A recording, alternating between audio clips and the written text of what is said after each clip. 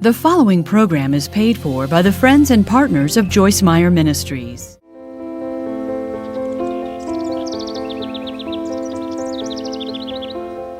It's so hard to sum up a life of somebody you love so dearly in just a few words. Judson, smile! We didn't actually anticipate having children. Of course, God has His own plans. When we first found out that Judson was developing in my womb, we began to pray Abraham's prayer that he would be a blessing for other people and not just for us, and that God would use him in the lives of other people. When Judson was 19 months old, we welcomed his sister Jessie. She loved me. She loves you. So we were living life thinking, this is amazing. We've got these two beautiful kids, and we were thriving as a family. God has purpose, and the purpose for our kids is outside of ourselves. Judson is a remarkable little boy. I can only be grateful to have been given the gift to be his mom when I think about who he is and what God was doing in his life and even it still is doing through his life. My Redeemer will come back to his own.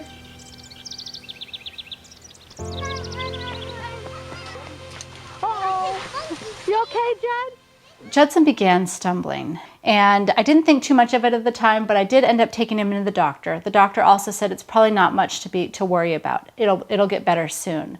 Well, the next couple days, I started to see that Judson was then overreaching and underreaching for things when he went to grab it, and that was the clincher to say something seems to be really off here. Then the next couple weeks, we began to ride some misdiagnoses. Some that had us elated that our son was going to be healthy and whole again, to diagnoses that were going to be devastating. Are you bigger than mommy? Someday. Someday? Yeah. Yep, someday you'll be bigger than mommy. Judson was and is so beautiful. And I think what happened in those most trying of times, I just still see the Spirit of God working in some amazing ways to bear him up. And in the midst of bearing him up, bearing us up under the weight of everything that we were dealing with. And there was nothing like hearing that laugh of his. Are kidding me? I know, I'm kidding you. We ended up having this meeting where we went to meet with several doctors. And we knew going into this that this was probably going to be the meeting where they would tell us what was going on with him.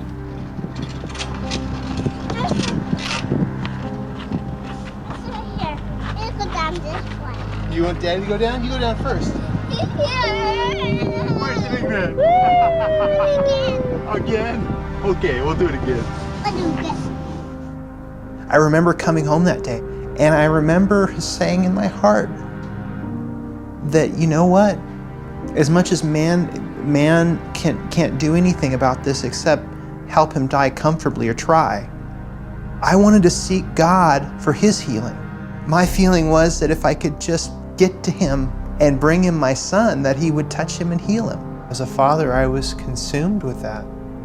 And when we got that diagnosis, the powerlessness that we felt to protect him and to keep him from this was so profound that it tore at the very fabric of what a parent feels like they're supposed to do, is to protect and care for their child. And I think that powerlessness is what led us to say, God, you are powerful. And we want us, in our powerlessness, may we see your power at work. May we see you moving. I love you so much, Juddy. Oh, Judd, bud, I'm sorry, sweet man. I'm so sorry. Before Judson began to suffer, I was one of those people who would see somebody struggling and I would keep a safe distance because it was uncomfortable and I didn't know what to do and I didn't have the right words and I felt powerless. And when Judson began to get sick and our lives were being torn apart, something that meant so much to me was when people were willing to enter into our suffering. And through that, I believe God then is walking with us through that person. And, you know, Judson in his suffering, he was desperate to know we were there. I mean, he would say, "Can you hold me? Can you touch me?" Because he couldn't see, and so he wanted to know somebody was with him. He didn't want to be alone. Are you going to sleep with me? Can you lay with me? Yes, Judson, we'll lay with you. Yeah, we will. And so it would be the middle of the night, and he would have these blood-curdling screams. And really, I think all he really wanted was somebody to come in and be with him. And so one night he was crying out, and I went and I laid next to him. And then we were quiet for a while. And because he was blind, he started to get scared because I think he thought I had left. And yet, I was literally face to face with him. And because he was so blind, he couldn't see me. I just put my hand on his back, and he calmed, and he was okay because he knew I was there. And I think God does the same for us. He says, "I'm here. You might not see me, but I am here." And the picture of who God is became so real as we loved on our broken child. And I think about, we are all such broken people. And God looks down and he loves us in those same ways. You know, you don't know what it's like to have a shepherd until you get guided through the darkness and you hear his voice. And the thing I see is that as much as I wanted to hold my arms around Judd and sing to him and hold him and care for him and pray over him, I know that I have a father who loves me even more tenderly than I love my son. And so when Judd was sick, the questions were more pleadings of, "God, would you please heal him? Would you please hear our prayer?" But the questions changed. I mean, when Judd died, the questions did change.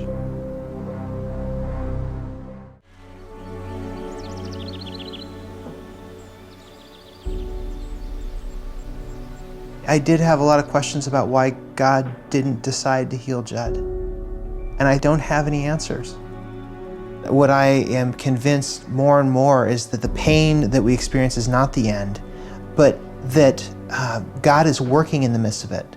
That our pain does not mean that if we're suffering, it does not mean that God has given up on us. That God has said to us, "I don't love you." I can tell you that beyond a shadow of a doubt, that I know the love of God in deeper and more abiding ways than I ever have. You know, my understanding of the love of God was just so different. And now there's so much more depth. That's not to say that I don't still struggle. I have my moments where I say, "God, I don't feel loved right now." And I think we all have those if we're honest. David continued to have them. Where are you? And I continue to have them. It's not like it's all been resolved for us, you know, and we're continuing on this journey and wrestling and struggling. And there are times when I say, "I don't see your love," and the pains of this life are so great. But I believe that God is reaching out especially to people in their brokenness when they're feeling so wounded. And he's saying, "I want to meet you at that place." And you know, I think that's the piece that's so important for us as well. You know, David in the Psalms, again and again cries out in complaint and groaning and lament. And he really shows us a path of authentic grief, of authentic suffering. And we cry out in our need. We cry out in even our anger and our frustration. And he hears us. And that he has a purpose for us in this world to walk by faith, to live a life that models his kingdom, and to share him with a world that desperately needs him. You know, our prayer for Judson was this Abrahamic blessing, that I will bless you and I will make your name great and you will be a blessing. And that was our prayer for our son. And at the time we were begging God, please provide the ram in the thicket so that our son doesn't have to die. And yet Judson died. And I remember for the longest time I was like, "God, why didn't you provide the ram in the thicket?" And he spoke so clear to my heart and said, "Christina, I did provide the ram in the thicket. Jesus is that sacrifice that has replaced the death of your son, and he now lives. That ram in the thicket came, and that is my son." And it was such a profound moment for me because I was so focused on this earthly existence that I couldn't see the sacrifice he's made for us to live eternally. and that He has provided the ram in the thicket for our son, and he now lives, and we will get to live with him in eternity. They have been here for a long time listening to Jesus. No one brought lunch except one little